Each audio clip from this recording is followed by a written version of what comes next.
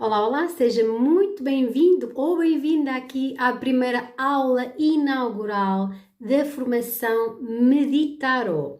Esta é de facto uma aula zero, aquilo que eu chamo uma aula zero, porque é uma aula a título de informação sobre como vai decorrer esta formação e onde vocês possam decidir se efetivamente vão prosseguir neste que pode ser um chamamento, porque quem aqui está nesta aula hoje com certeza teve um chamamento, que pode ser um chamamento do ponto de vista intelectual, do ponto de vista material, do ponto de vista emocional ou espiritual. Pouco importa isso agora, importa é que de facto há uma conexão entre vocês e o tarô e houve essa manifestação de interesse. Então quem chegar aqui hoje vai poder saber como vai decorrer esta formação, todo o conteúdo programático, portanto aquilo que é planeado de acontecer, as datas, os valores e aquilo que podem contar com a aprendizagem que vão adquirir aqui nas próximas aulas referentes ao Meditarô.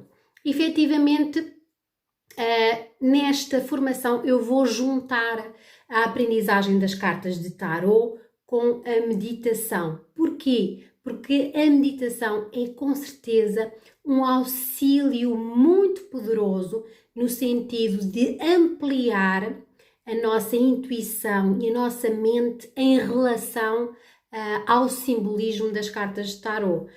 Até porque eu partilho muito mais de uma visão mais intuitiva em relação ao tarô do que uma visão técnica ou do que uma visão mais terapêutica. Portanto, gosto de aliar aqui o fenómeno da intuição, porque isso nos permite ampliar a criatividade e não bloquearmos apenas nesse setor mais terapêutico ou nesse setor mais técnico. Então, por isso, a minha decisão de aliar aqui essas duas situações, quer a aprendizagem das cartas, quer a meditação, porque com certeza vejo aqui um grande potencial que vai ajudar os alunos a terem aqui uma maior percepção do simbolismo das cartas de tarô.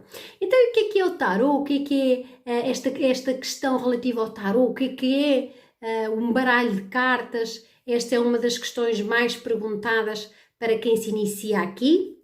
E atenção que para frequentar esta formação não importa se ainda não sabem nada sobre tarô ou se eventualmente já sabem muito sobre tarô e inclusivamente já praticam tarô, podem aprofundar ainda mais aqui. Os outros podem então começar de uma forma mais isenta e imparcial a aprender. Então não importa o quanto já estás envolvido com as cartas, o que importa mesmo é vires aprender e o aprender e o saber não ocupam lugar. Por isso, essas questões não precisam de ser colocadas. Então, o tarot no fundo é um jogo simbólico. Ora, como jogo simbólico que é, cada carta do jogo carrega um significado, carrega no fundo um simbolismo inerente à vida das pessoas, à personalidade das pessoas, também aos comportamentos das pessoas e a acontecimentos na vida das pessoas. Independentemente dos baralhos que existam e daquilo que cada criador de baralhos pretendia transmitir com as cartas, há aqui de facto a referência sempre a um simbolismo comum às experiências de toda a humanidade. Ou seja, independentemente daquilo que seja o baralho ou da maneira como foi criado, ilustrado, há sempre um simbolismo que dirá respeito a todos de forma igual. Então, por isso, este jogo simbólico, este jogo de tarot, é sempre constituído da mesma maneira.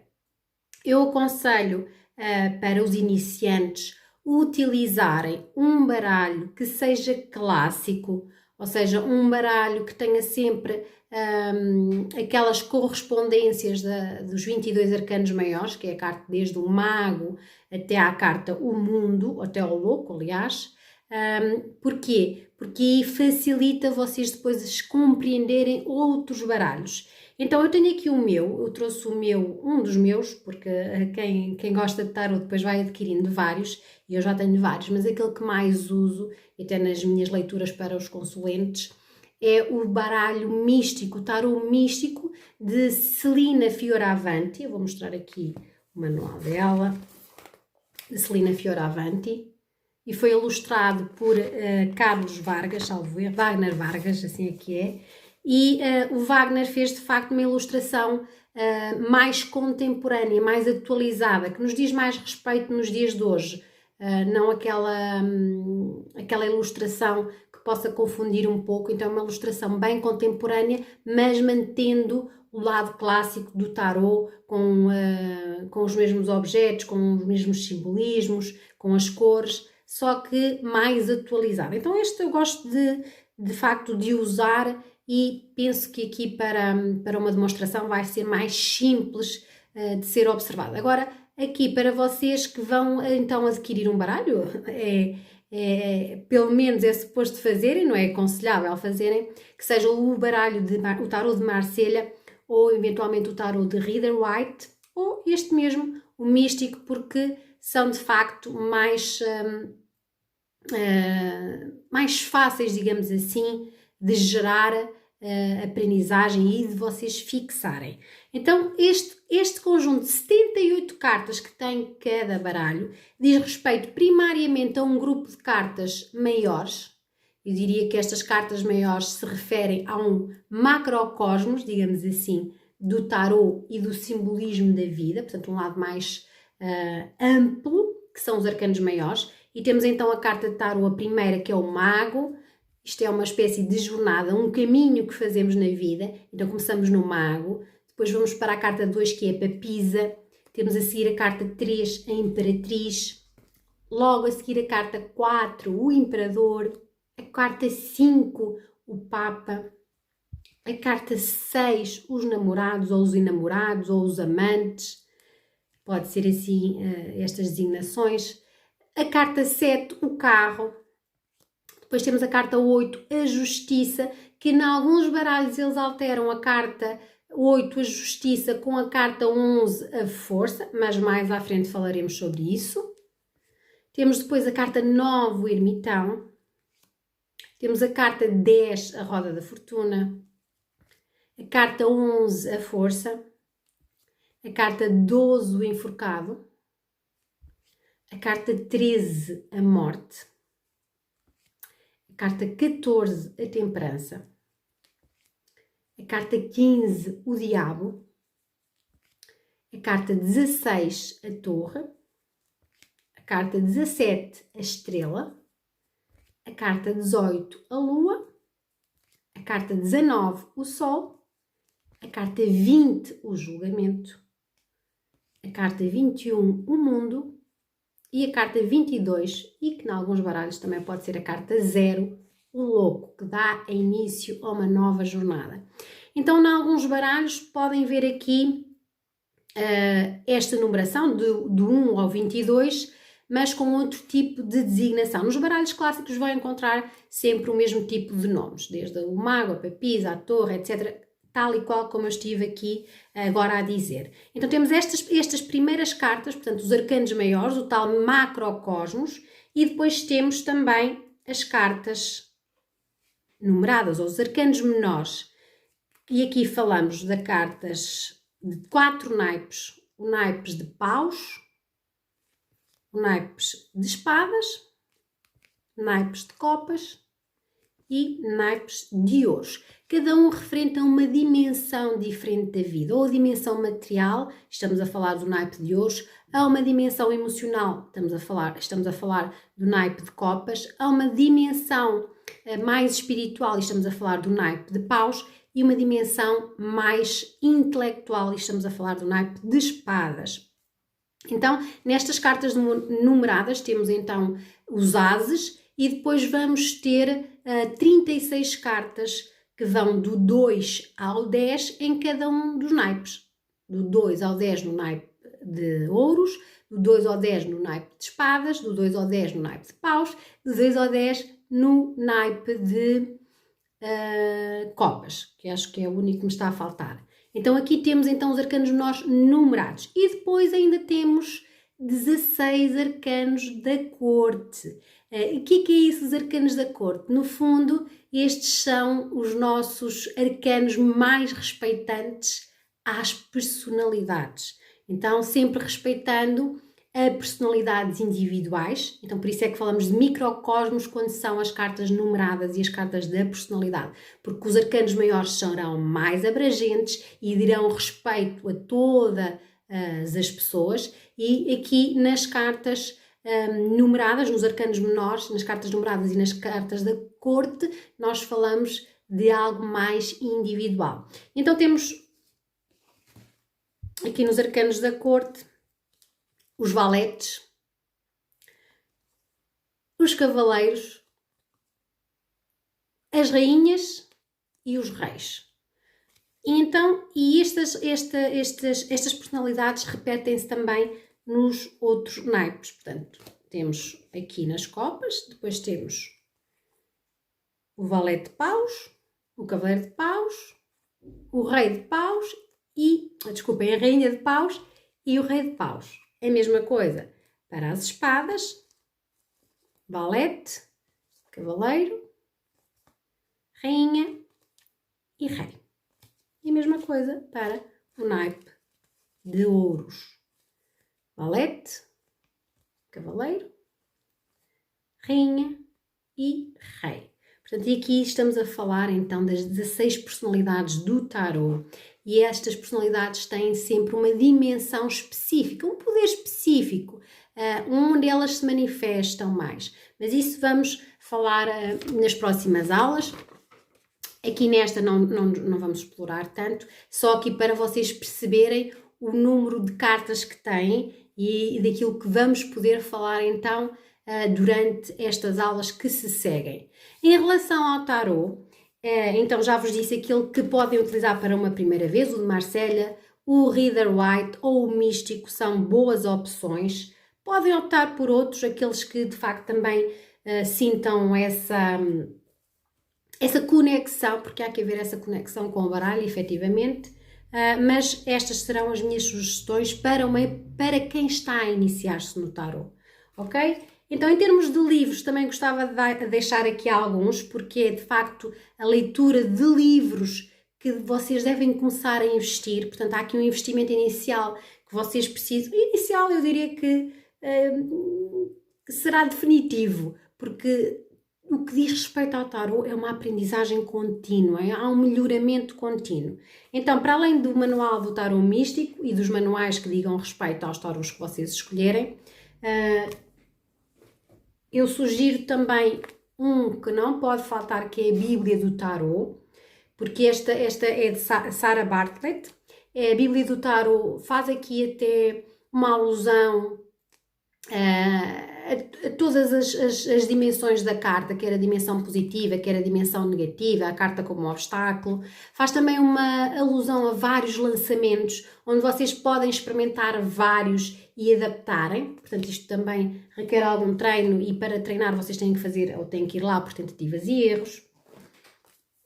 O Tarot, que é o Tarot Um Caminho de Autoconhecimento, Rita de Cássia Lima de Carli.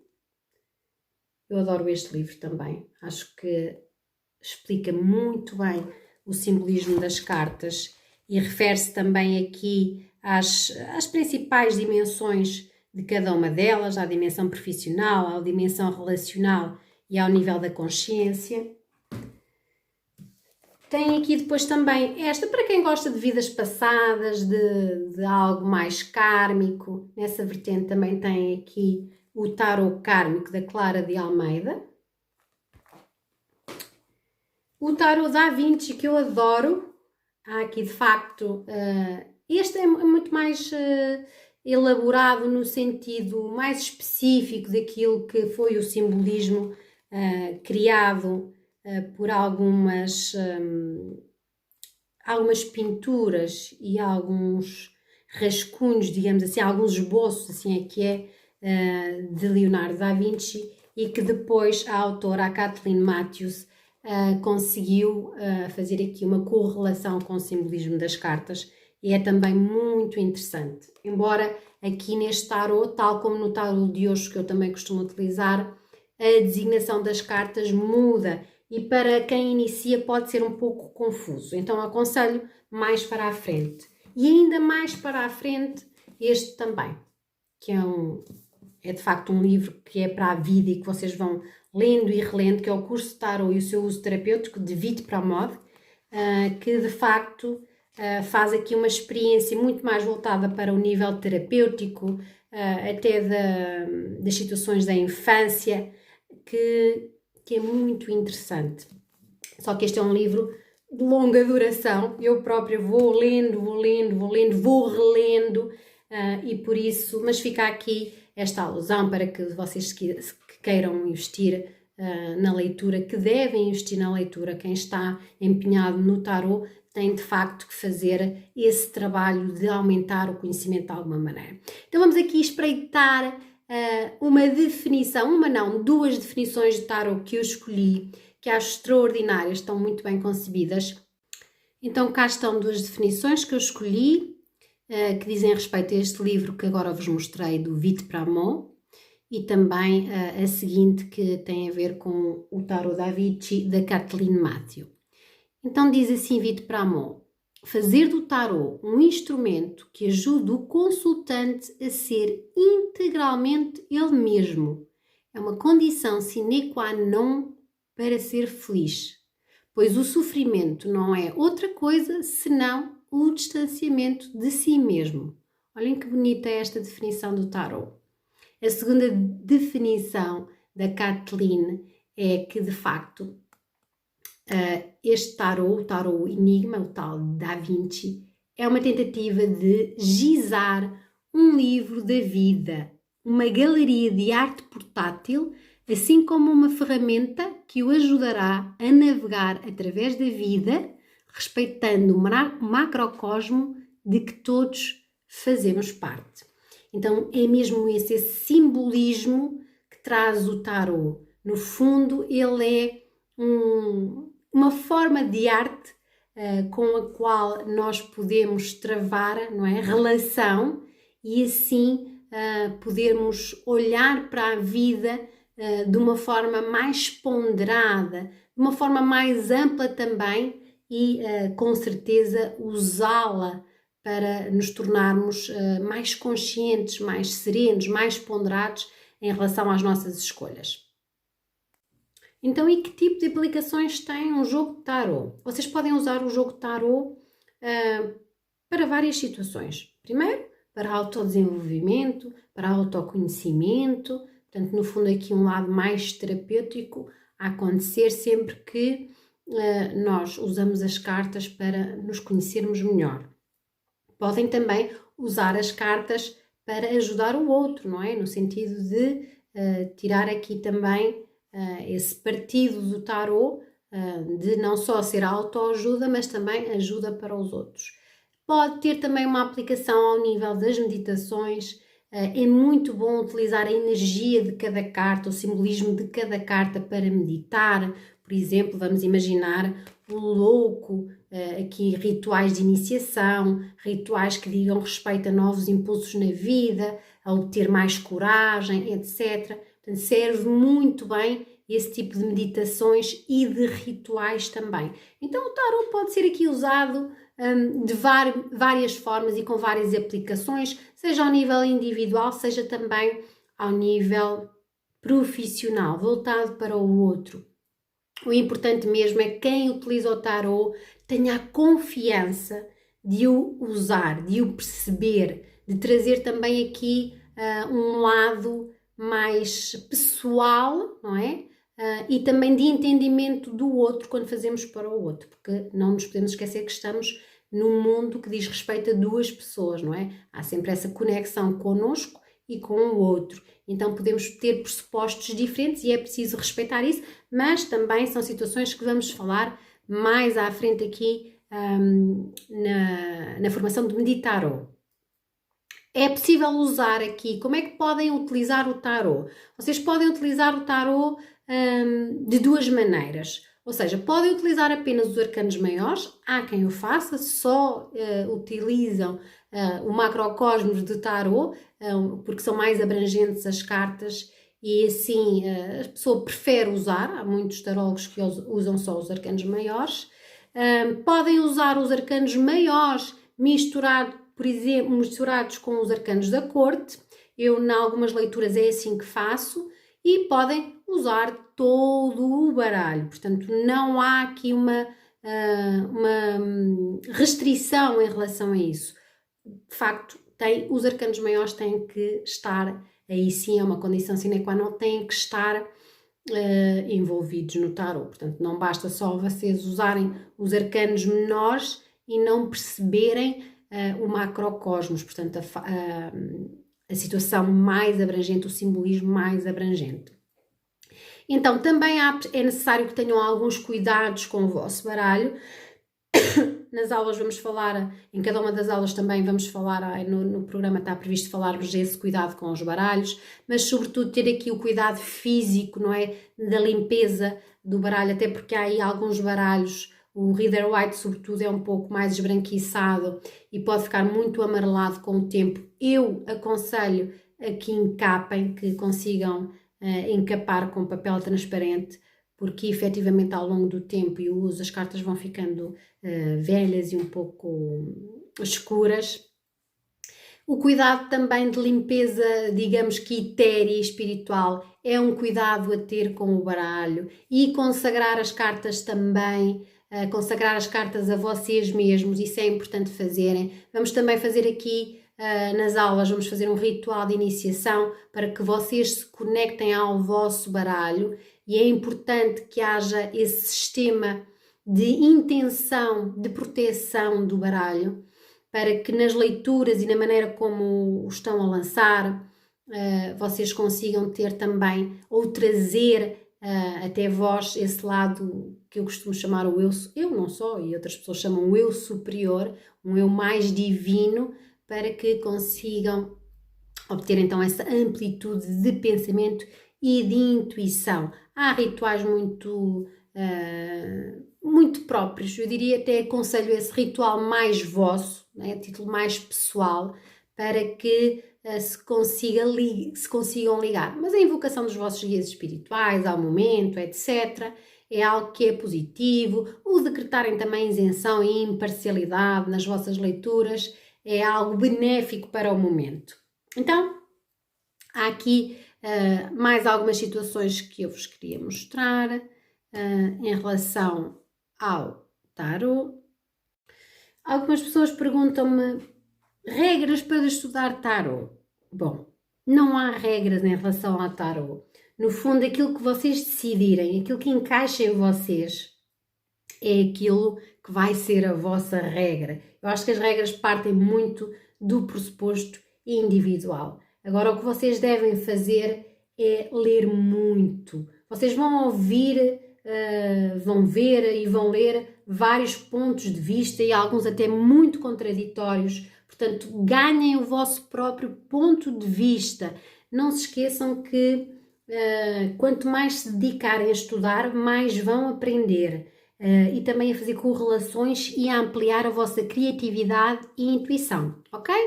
Aqui eu só estou a expor algumas situações que são dicas muito importantes para os iniciantes de tarot.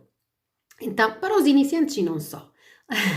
Leiam livros, leiam muitos livros. De facto, essa leitura é extremamente enriquecedora. Leiam por vocês mesmos uma carta primeiro, antes de procurar o significado nos livros. Então façam esse exercício primeiro. Peguem numa cartinha, olhem para ela, observem a cor, observem o desenho e tentem daí criar uma história em relação à carta. Tentem desenvolver a intuição e ampliar o simbolismo das cartas. E só depois, ok, bora lá ver o que é que diz respeito a esta carta, ok? Se estão a iniciar, já têm um baralho, já têm o manual nas mãos, façam este exercício primeiro. Depois, devem conhecer as cartas do vosso baralho. Tirem uma carta por dia e ou observem o vosso baralho carta por carta, percam tempo com ele, façam amor com o vosso baralho, olhem, observem, tirem ali partido de todas as cartas, percebam aquelas com que têm mais relação, com que têm menos, tirem notas, portanto, preparem um caderninho e tirem notas, escrevam os vossos pensamentos e aquilo que veio também como sentimento em relação a cada arcano e apontem num caderno, ok? Aprendam o básico da história do tarot e o seu simbolismo, nesta formação nós vamos fazer isso, as correspondências astrológicas e elementares e as correspondências com pessoas conhecidas ou acontecimentos. Assim, aprendem a fazer conexões. Ou seja, quanto mais vocês souberem sobre as cartas, porque as cartas sempre têm uma correspondência astrológica a signos e a planetas, a elementos também simbólicos, e nós olharmos para essas correspondências, isso ainda nos aumenta mais no sentido do conhecimento que temos sobre os vários significados. E nós próprios começamos a criar muitas conexões, a fazer muitas observações sobre a mesma carta e o seu potencial. Então façam sempre também este trabalho. Nós vamos aprender aqui isso nesta formação, com certeza. Vamos treinar isso. Escolham um método de leitura e fiquem com ele tempo suficiente para conseguir a compreensão das conexões. Muitos métodos de leitura só confundem. Por isso é que é bom vocês experimentarem alguns, mas não experimentarem tantos que fiquem confusos e encontrem aquele que vocês sentem mais adaptados, que se sentem mais confiantes para fazer. Claro que numa fase inicial vocês vão ter que fazer por tentativas. Os arcanos são feitos de microsímbolos dentro de um macrosímbolo, então saibam detalhados. É preciso fazermos esta, digamos assim, adjetivação de cada carta. Nós olharmos para ela, sabermos descrevê-la, sabermos tirar o partido de todo o simbolismo, não é? Há um macrosimbolismo, mas há pequenos simbolismos mais pequeninos. Vamos imaginar a carta à morte, a transformação. A transformação é aqui o macrosímbolo. Mas e o que é que diz respeito à transformação? Fazer mudanças, sair da zona de conforto, ok? Obter aqui uma reciclagem numa situação. Então é necessário fazer sempre este tipo de observação.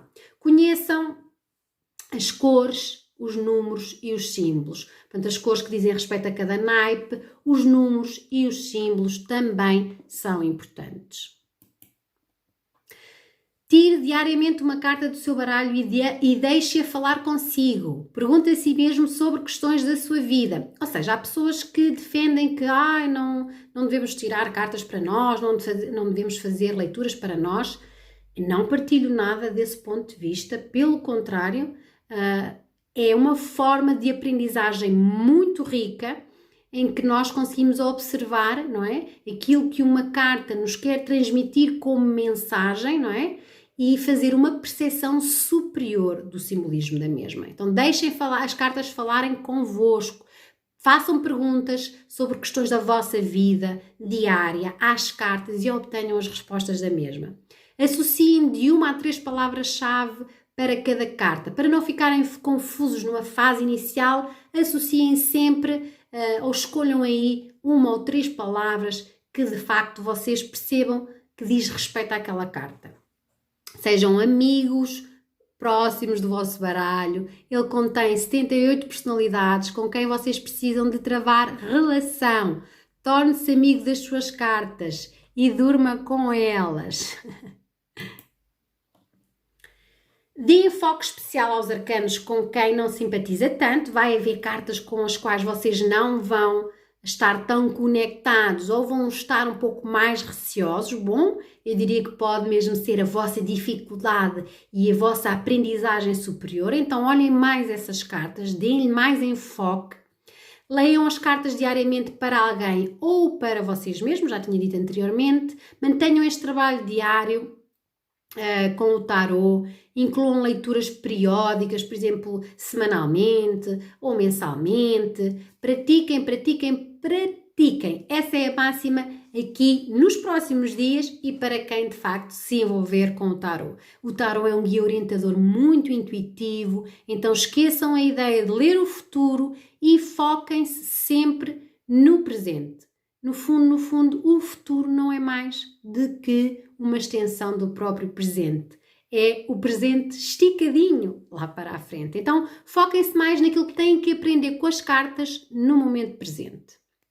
Então é isso, meus queridos. O tarot é, de facto, um espelho das pessoas, seja do consulente, da pessoa que está a consultar, seja do tarólogo. Por isso é que é importante sempre observarmos os dois lados. Então, interpretar, no fundo, é conhecer, não é? Termos o conhecimento, mas também intuir. Então, estas três formas, interpretação, conhecimento e intuição, não se podem separar. Então, há aqui uma espécie de sabedoria interior que se vai refletir a cada lançamento, a cada resposta obtida por estas cartas mágicas que são o tarot.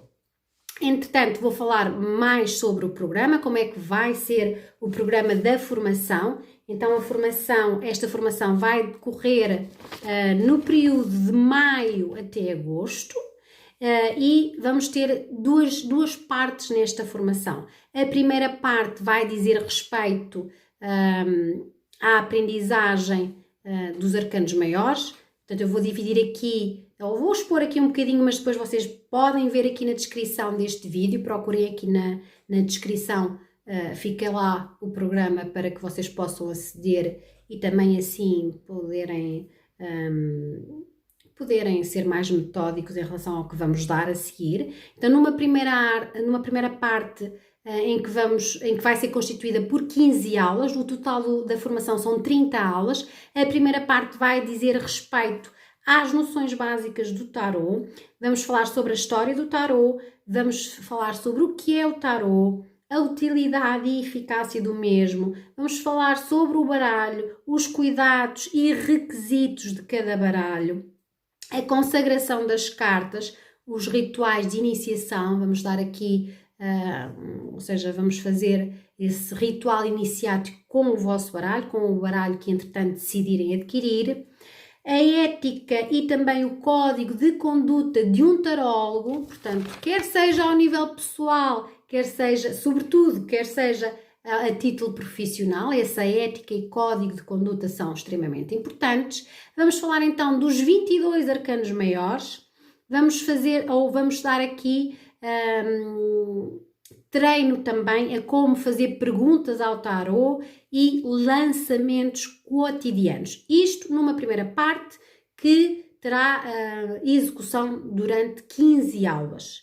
Numa segunda parte, que também serão 15 aulas, nós vamos falar sobre os arcanos menores, vamos falar sobre os naipes, vamos falar sobre os arcanos da corte, as 16 personalidades, e vamos falar sobre as cartas numeradas também. Vamos aprender métodos e técnicas de leitura e também os erros comuns e também vamos falar da defesa espiritual em relação ao tarot e à utilização do mesmo. Por isso é aqui uma formação extremamente abrangente que vocês vão poder frequentar da seguinte forma. Vou lançar as videoaulas no YouTube de forma privada e os alunos vão aceder a elas. Todas as terças-feiras eu vou lançar as aulas e às quartas-feiras temos na plataforma Zoom às 21 horas o tirar de dúvidas. Portanto, vamos estar em conjunto para fazermos aqui também alguns exercícios e estarmos a tirar dúvidas depois de visualização das aulas. Mais, o que é que eu quero vos dizer mais? Em relação às inscrições, o valor do curso. Portanto, vocês podem frequentar o curso na totalidade, as 30 aulas, isto para quem quer aprofundar mais, e as 30 aulas teriam um preço de 350 euros, mas quem se inscrever até sexta-feira vai poder usufruir desse desconto e fica a 300 euros. é preciso que vocês se inscrevam e que, para garantir essa inscrição, para formalizar a inscrição, paguem o valor de 25 euros, ok? Isto para garantir que, de facto, as pessoas se comprometem com a inscrição. O pagamento deste valor, dos 300 euros, para quem se inscrever até sexta-feira, pode ser faseado por mês até o 8º dia de cada mês, portanto, em mensalidades de 75 euros. Ou então podem optar pela outra situação de ficarem com o curso pelas primeiras 15 aulas, que é a parte básica, digamos assim, da formação do tarot, e fazendo essa opção, o valor é metade, serão 150 euros. Portanto, espero então que vocês consigam aqui fazer ou tomar essa decisão de marcarem comigo aqui nesta jornada pela magia das cartas, por aquilo que elas nos trazem de bom e de divino, porque com certeza quem começa a ter esta relação com o tarot não se consegue desligar, porque é não só terapêutica, como há esse lado divino de respostas que nos ajudam a ter uma vida mais equilibrada, mais ponderada, mais sensata e também mais harmoniosas. Por mim, foi um prazer estar convosco e eu espero que continuem aqui comigo. Um beijinho e até breve.